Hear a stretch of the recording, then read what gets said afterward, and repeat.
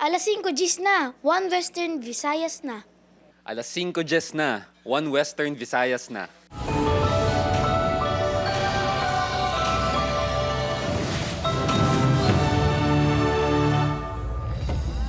Mga balitang atong tutukan subong ang Miyerkules, filing of certificates of candidacy sa Western Visayas para sa 2025 midterm elections nangin matawhay suno sa COMELEC 6.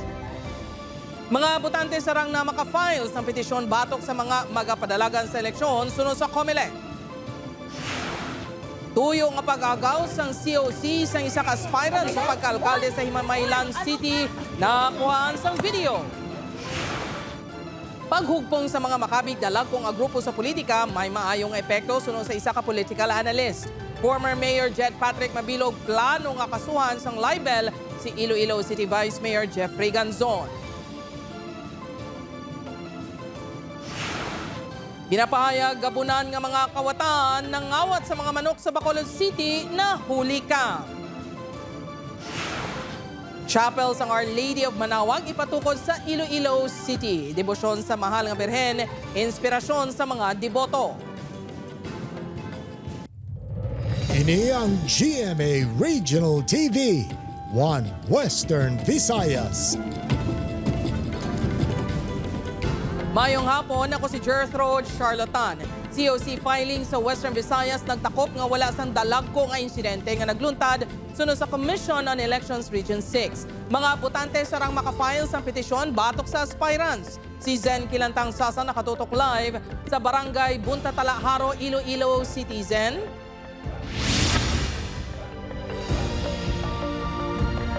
Jerk ginakabig generally peaceful sang Commission on Elections ang pagpatigayon sang COC filing sa mga kaprobinsyahanan sa Western Visayas.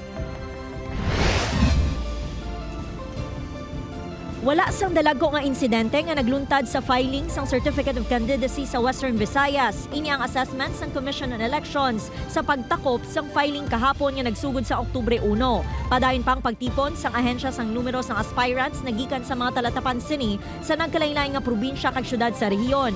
Ipa-forward naton sa aton nga law department sa Manila kag i-process naman nato check on kag eventually amo na siya manginbasihan sa aton pag-come up sa certified candidates. Santo sa guidelines ng COMELEC, sarang nga madinay ang isa ka kandidato o kung makansela ang iya Certificate of Candidacy kung mapamatud-an nga may false declaration sa iya COC. Ang reklamo ang sarang nga ma-file sang isa ka registered voter o kung sang political party, organisasyon kag coalition sang partido. Mahimo nga ma-disqualify ang kandidato sa idalom sang pila ka grounds sa tion nga malapas ang Omnibus Election Code.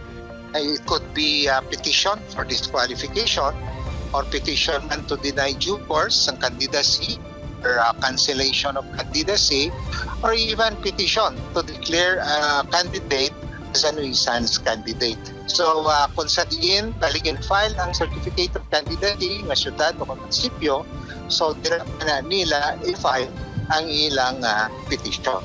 Ang petisyon sa COCs ang mahimo nga masumite sa COMELEC indi maglapaw sa 25 ka adlaw halin sang pagtakop sang COC filing. Samtang ang petition to disqualify ang dapat ma-file antes ang adlaw sang proklamasyon. Sa Iloilo City, nakarecord ang COMELEC sang 37 ka mga aspirant. Naglabot naman sa 34 ang nagsumiter sang COC sa provincial position sa Iloilo Province. May 30 man ka kandidato nga nag-file sang COC sa provincial position sa Aklan, 25 sa Capiz, kag 54 sa Antique. May 37 naman ka aspirants sa Bacolod City. Sa Negros Occidental, naglabot sa 41 ang nag-files ang COC sa mga posisyon sa probinsya. May iba mga districts sa Dambo na nagdinalaga, especially sa 5th to 6th. Dambo ng interesado, guro. Gintinguan sa news team nga makakuha sang datos sa COMELEC Guimaras apang wala pa ini makahatag. Ginpayag sang COMELEC nga wala pa sang na-classify nga areas of concern sa rehiyon Subong. Magasapol ang Regional Joint Security Control Center upod ang PNP, Philippine Army sa Nobyembre sa tion nga mapagwa na ang opisyal nga mga kandidato sa 2025 midterm elections. Jertsuno sa COMELEC 6 umpisa sa Lunes, magapatigayon sila sang Election Registration Board nga hearing agud aksyonan ang applications for registration nga gin-file humalin sang July tubtob September 30. Jert? Madamo gid nga salamat sa update. Zen Kilantang Sasa. Para sa dugang nga balita sa Bacolod City kag Negros Occidental, mangin kaupod ta si Adrian Prieto. Si Adrian? Madamong salamat Kapuso Jers, mga puso. Certificate of Candidacy naman sa mapadalagan sa pagka-alkalde sa Himamaylan City, Negros Occidental. Intuyong ang ngamon sa duha ka mga lalaki. Insidente nakuhaan sa media. Nakatutok Aileen Pedreso.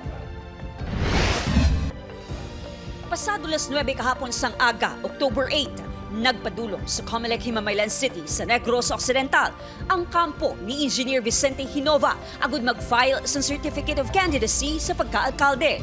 Sa video, makita nga pasulod na ini sa Comelec office upod ang pila ka supporters sang hinalig ginpalapitan sang lalaki nga nakakalo. Gintuyo sining agawan ng folder kung sari nakasulod ang iya nga COC.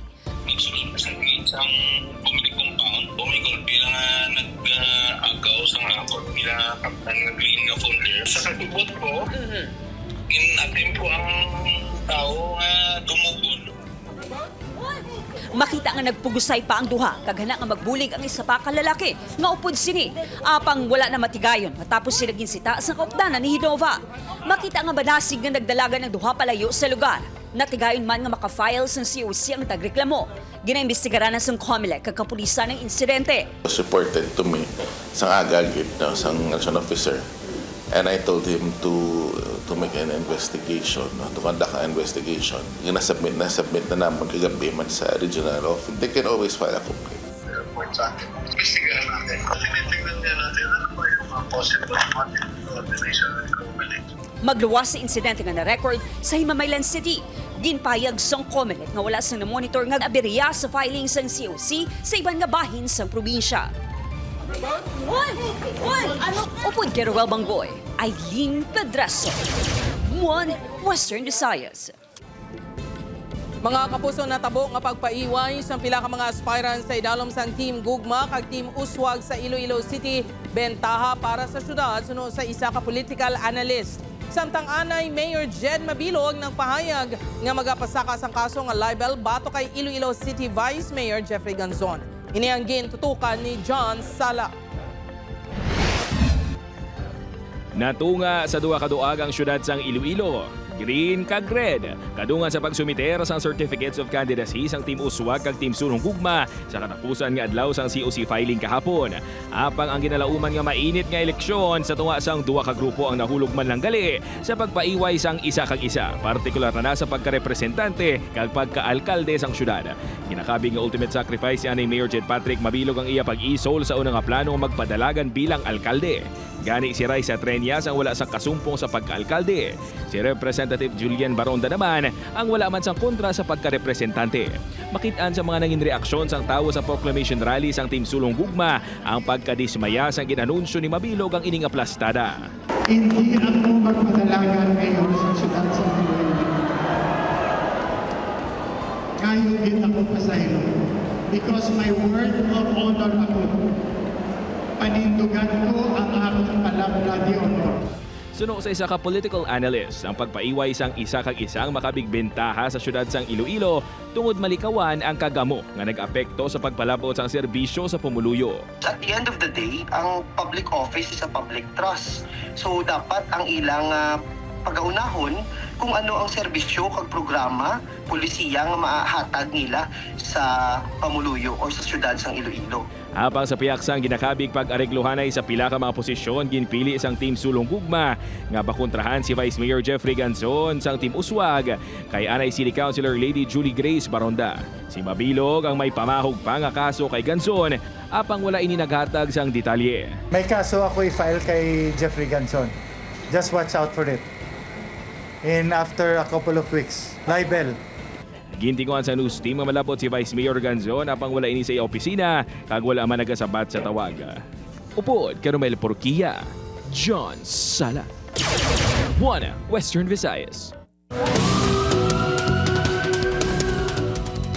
Samtang mga puso sa Bacolod City naman, pagpangawat sang duha ka lalaki sa mga manok sa bahis ng Barangay Banago, nahuli ka. Yang balita nga itong gintutukan.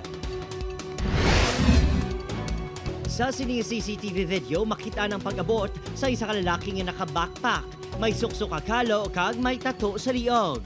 Nagsunod sa iya isa pa kalalaki nga naka-shorts. Kasubo nga nagpanilag pa ang duha kun may tawo sa palibot. Tubtob nga ginpalapitan sang lalaki nga naka-backpack ang 3 ka mga manok sa ibabaw sang kurong. Ang isa sa maini, madasig niya nga ginbitbit. Ang isa pa ka manok, ginkuha man sa isa niya kaupon. Wala na nakuhaan sa CCTV kundi nagpadulong ang duha sang nagpalagyo. Sunod sa tag-iya, natala ng ihawon ang mamanok para sa birthday sang iya nga bata. Kapangayaw gito sa, pero guro ga kadto-kadto di sa amo na nagkapanilag-nilag sa guro amo na bala kay ang mga manok ko ginapangbuyan mangginam. Matapos in-post sa social media ang kuwas ng CCTV kung saan klaro kung makita ang nawong sang duha ka makawatan, nakabaton sa impormasyon ang tag-iya nga taga-Murcia ang duha rason niya ilagin katuan. Apang hindi na makita sa lugar ang duha. Tuya taga Pandanon Silos nabalaan na to namon. Nakatuan na kagilala sang barangay kapitan. Wala to sila na naga-saylo-saylo sila sang lugar. Natutugan na sa kapulisan ng insidente ilabi na ang pagpangita sa mga sospek sa bulig sang CCTV footage. Posible nga involbado sa illegal nga droga ang mga sospek sa inisyal investigasyon sang otoridad. So, bisa ano na lang, no? Ang mga pakinabangan related din sa illegal nga droga, kapambakal sang drugs. Opo, Kiril Gasilio, Adrian Priatos, One Western Visayas. Mga kapuso, debosyon sa Our Lady of Manawag, mas magasangkad pa sa pagpatukod sa chapel diri sa Iloilo City. Ini ang gintutukan ni Zen Kilantang Sasa. Ang ginadedekar sa Holy Rosary o kung debosyon sa Santo Rosario ang naandan nga aktibidad sa mga Katoliko sa bulan sa Oktubre. Kadungan sinig ginpatigayon ang groundbreaking ceremony sang Our Lady of Manawag Chapel nga igapahamtang sa Angelicum School. Inang 11 nga chapel sa syudad. Tinutuyo sini nga mapasangkad pa ang debosyon sa mga Ilonggo sa Our Lady of Manawag. Iniman ang magasebeng nga puluyan sang official pilgrim image sang Our Lady nga regalo nagikan sa Minor Basilica sang Our Lady of the Rosary of Manawag sa Pangasinan. We are actually celebrating the feast day of the Holy Rosary, and also it's the October month of the Rosary, so it's really providential na gawin natin yung blessing sa araw na ito at sa buwan na ito. Mag-aumpisa ang konstruksyon sa October 16 kaginalauman nga makumpleto sa masunod nga tuig. Ang nasambit nga chapel ang pagapondohan sang nagkalain-lain nga mga donor. One of the reasons also why we are building this chapel is to make the existing chapel closer to the road so that it will be accessible to all the devotees of the Our Lady of Manawag. Upod kay Cirilo Randuque, Zen Kilantang Sasa, One Western Visayas. Mga kapuso, gindesignar nga acting Vice Mayor sang Iloilo City si Councilor Cedric Cabaluna. Inibase sa sulat nga ginpadala ni Anay Department of Interior and Local Government Secretary Benjamin Abalos Jr. kay Cabaluna sang Oktubre 4. Ini ang kasunod sang pagpungko bilang acting mayor ni Vice Mayor Jeffrey Ganzon humalin sa Setyembre 28, bangod on leave si Iloilo City Mayor Jerry Treñas. Ang mando ang santo sa Administrative Order No. 15 sang Presidente nga nag-authorize sa Sekretaryo sa DALG nga butangan sang mapungko ang bakante nga mga posisyon sa local elective offices. Matapos lang ang designation ni Cabaluna sa tion nga makabalik na sa duty si Treñas. Samtang sa statement nga gipagawa sang alkalde, ginpasiguro sini nga yara na siya sa maayo nga kahimtangan kag nagapaayo na. Kung siya lang kuno ang masunod, mabalik na ini kuntani sa trabaho. Apang kinahanglan pa sini sang dugang nga tion sa pag-recover santo sa advice ng iya doktor. Madumduman nga nagpaidalom sa bile duct operation ng alkalde sa Manila sang nagligad nga simana. Ini ang GMA Regional TV, One Western Visayas. Mga kapuso, dugang nga siyam ka cargo trucks gintikitan sang LTO6 bango sa illegal parking sa Coastal Road sa Leganes. LGU kag barangay makapila na kuno ka beses nga ginsaway ang mga driver. Ini ang gintutukan ni Kim Salinas.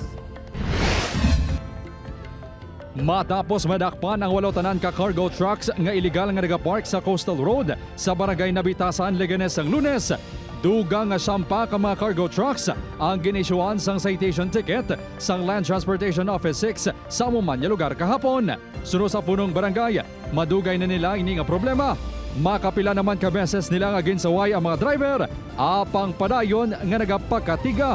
nahambalaan ginanamon sila nga hindi kamuda kay may kita nyo na may signboard nga accidental prone area dat. Pero may namon sila nambalan, hindi man sila gyapon pati pagka ara man sila gyapon, balik gyapon. Sanggin kaduan sang news team, natukiban nga ang mga driver ang nagadulong sang mais sa feed mill sa lugar kung sariin. Sila ang nagapila. Apisar na hibuloan nga ginadumilian ang pagpark sa igad sang dalan. Wala kuno sila sang mahimo. Bangod tuman kaluta kung magulan ang ila parking area sa gwa sang feed mill. Eh siyempre maguot mo. Ay madalo mo daan no iti. Maguot ka diya pag hindi makalin mo truck di ang karga namon area gina para makahalin namon truck. Mas maayo kung makayong parkingan para may makaparking man. Suno sa local government units ang Leganes, nakaagi na sila coordinate sa talatapan sang feed mill, kaagin siling nga buta na ang parking space sa sulod. Ang mga tag-iyas sa mga companies nila, gin-call na natin sila ilang atensyon, kaya ang iban sila ang mga truck, kumbaga hindi nakaigo silang motor pool. Dugang sang LGU, may team man sang Public Safety and Traffic Management Office nga nagalibot sa coastal road sang Banwa. Nakaagi naman niya gintikita ng mga nadakpan niya cargo trucks. Madumduman niya ginreklamo ang nagapark nga cargo trucks bangod nagahatag ini isang risgo sa mga motorista. Upod Kiramel Porquia, Kim Salinas. 1 Western Visayas. Kapuso, nakasugta naman sa Bacolod City LGU kag Police Regional Office 6 nga hindi magpatuman sa signal jamming para sa highlight sa Mascara Festival 2024 sa Oktubre 26 kag 27, 2024. Sinupa sa alkalde base sa mga eksperyensya sa nagligid nga tuig, ginalantaw nga mabudlay ang komunikasyon kung wala sang signal ang mga telco. Bangod wala sang signal jamming, nagpasalig ang kapulisan nga hugot nga ipatuman ang gun ban kag pagbantay sa venues sa mga aktibidad. Nasumiter naman sa Pro 6 ang kopya sa request sa suspensyon sa permit to carry firearms outside residence. Nastorya na naman kay why na signal kabudlay. Every time may amuni kada mo nga crowd nga kanto, we want to have a peace and order natin. Apat ka lalaki na dakpan sa akto nga naga-pot session sa Oton. Samtang high-value individual nga ginatudlo konektado sa anay drug lord sa barangay Bacau, Mandurriao, nakuhaan sa masobra 3 million pesos nga balor sang suspected shabu. Si John Sala nakatuto. Dakop sa akto nga nagka-pot session ng apatanan ka mga persona sa gidkasa sa Oton Police and Drug Bypass Operation sa Barangay Poblacion East kagabi. Dakip siya man nagkaladak panay sa high-value individual nga kilala kay alias Gino kag tatlo ka mga street-level individual. Nakuha sa ilang 60 grams ang suspected shabu nagabaloro sang 408,000 pesos. So actually pag-aabot na ako dito, tungod nga pag sila katilo, pinalikawan mga aton nga mapanatiyo pa sila and then natangkip natin sa aton matrupa nga nagkapasisyon sa sila. Dugang panihurdan, si alias Gino ang makabing ako nga drug personality sa Banwa sa Oton. Kag tatlo ka bulan naging paidalom sa surveillance antes ginkasa ang operasyon. Sa Iloilo City kuno naghalin ng supply sini kag iya mga parokyano ang mga taga Banwa man lang sa Oton. Samtang sa ikatlo ka tion, balik naman sa presohan tungkol sa illegal nga droga ang 34 anyos nga caretaker sa balay sa Bacau, Mandurriao nga si Ronaldo Pedrosa alias Naldo. Sa ginpatikan nga drug bypass operations ang Iloilo City Police Station 10 kay nasang aga nakuhaan sang masobra 450 grams ang suspected shabu si Ronaldo nga nagabaloro sang 3,060,000 pesos sa balay mismo ginabantayan sini. Suno kay Captain Val Campbell nangin madanlogman kag mabudlay madakpan si Ronaldo bangod mapili ini sa iya mga ginatransaksyon. Nagapati si Campbell nga bangod sa kadakuon sang nakuha sa subject, hindi malayo ang konektado inisadto sa mga anay dalagkong otorukista sa barangay. Si alias Naldo is wala sa established obra. Mambal niya gani nga wala sa propiedad. But the quantity of the drugs nga na-recover sa iya nagapadugang sa amon nga pagpati nga someone nga dako nga tao sa illegal drug trade na nakabagsak da siya or naga-manage da sa kay alias Naldo. John Sala, 1 Western Visayas.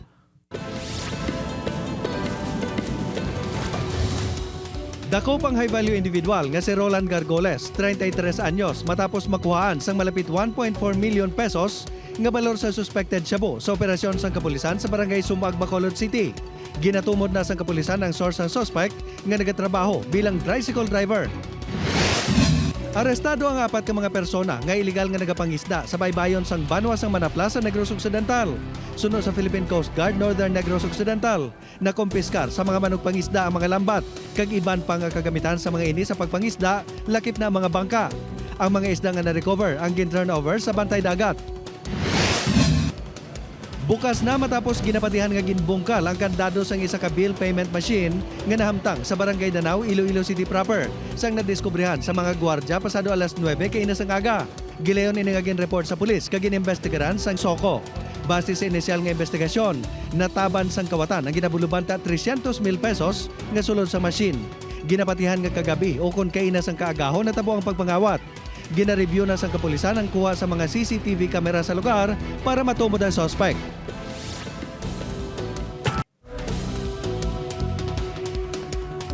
Kapuso sa Negros Occidental naman, 2 ka persons of interest ginatutukan na sa kapulisan sa pagpatay sa 2 ka truck drivers nga nasapuan sa separado nga mga lugar sa probinsya.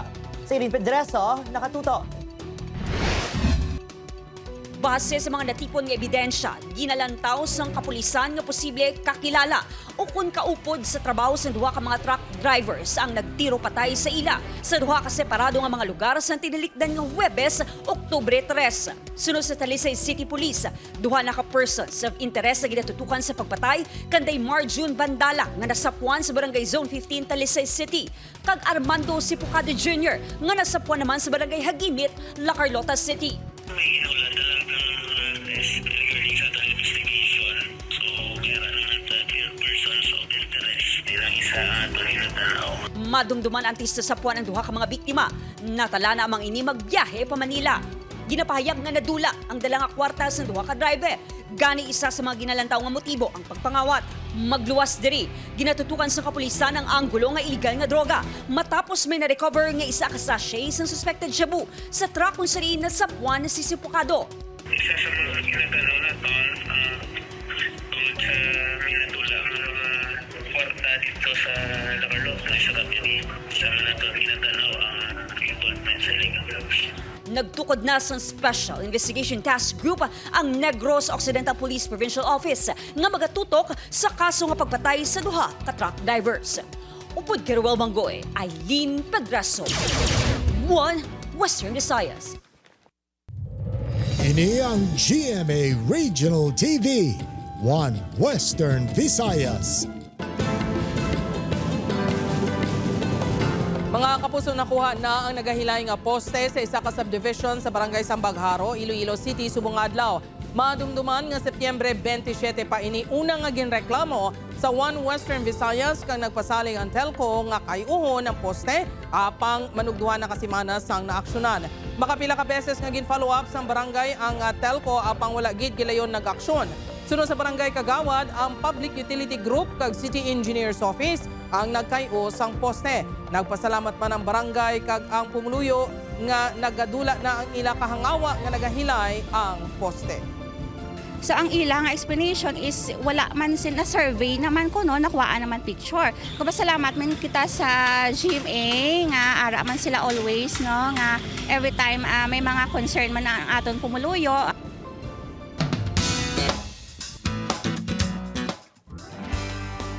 Kapusang Dream Collab Concert nga nagpawaw sa aton mga kapuso sa tinalikdan nga July, malantaw na sa GMA Network sa sina Biyernes, October 11.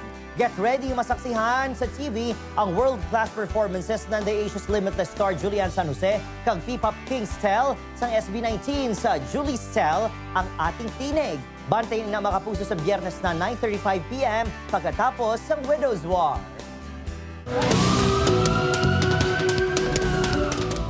Mga kapuso, ginapa-verify sang Iloilo Police Provincial Office ang impormasyon angot sa gimpatay nga tricycle driver sa Barangay Balapag, Pavia, Iloilo. Ang biktima nga si Winifredo Batikan ang ginapahayag nga witness sa Claire Diergos murder case. Sunod sa IPPO, nagagwa sa investigasyon sa Pavia Police nga wala sang kaangtanan ang kamatayon ni Batikan sa kaso nga pagpatay kay Claire Diergos.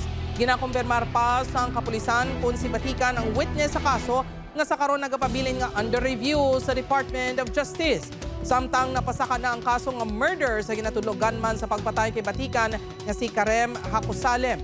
Una nang ang ginpahayag sang kapulisan nga illegal nga droga ang motibo sa pagpatay sa biktima. I-verify ko pa ang information. But based on the information, ang perpetrator is from the city of Iloilo. Hindi siya related sa Claire Gergos case.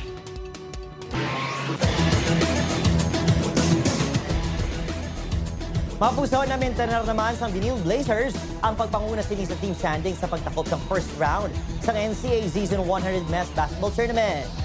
Ang Blazers of Solo nga nagauyat sa nahauna nga pwesto nga may 7 ka daog kag 2 ka pierde. Patas naman sa ikaduha nga pwestong 3 ka teams nga yara sa top 4. Ini ginalakipan sang San Ben Red Lions, Mapua Cardinals kag Letran Knights nga pareho nga may 6-3 win-loss record. Nagapanguliti naman sa standings ang San Sebastian Golden Stags nga may 2-7 win-loss record.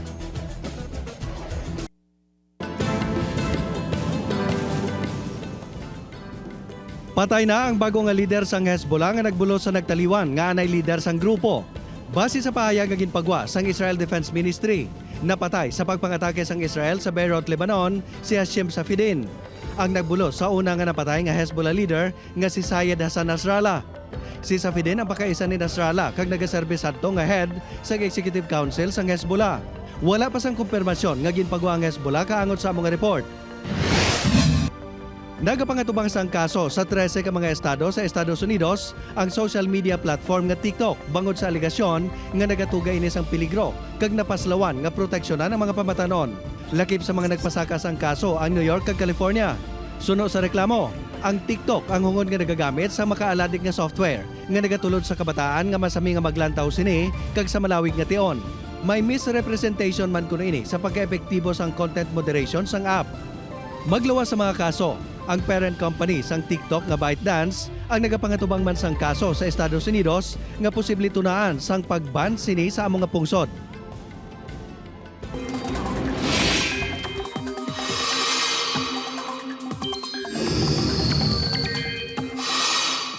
Mga kapuso, naglusaw na ang low pressure area sa sulod ng Philippine Area of Responsibility apang may cloud cluster sa may East Philippine Sea kag sunod sa pag-asa trough o kon extension sang tropical depression o kon bagyo sa Guasampar. Manubo pa ang chance sini nga mangin bagyo. Magluwas diri may northeasterly surface wind flow o kon ang hangin halin sa naaminhan na sidlangan. Pagklaro sa pag-asa, hindi pa ini ang hangin amihan bangod yara gihapon kita sa transition period padulong sa amihan season. Magluwas diri posible man ang localized thunderstorms. Sa datos ng Metro Weather, may tsansa sang pag-ulan sa pila ka bahin sang Aklan, Capiz, Iloilo, Guimaras kag Negros provinces. Posible man ang ulan sa nabilin nga bahin sang pungsod. Mga kapuso, padayon lang sa paghalong sa mainit nga panahon nga na-eksperyensya naton subong adlaw. Kang 77 days na lang, Pasko na. Sa atong mga kapuso diri sa Western Visayas, kag subong man sa atong mga kapuso abroad, madamo gid nga salamat sa pagtutok. Mag-isa kita kakibalon ng mga balita tungod local news matters. Ako si Jethro Charlatan, ini ang One Western Visayas, bugos nga pwersa para sa mas dakong misyon kag mas masangkad nga pagserbisyo sa pungsod.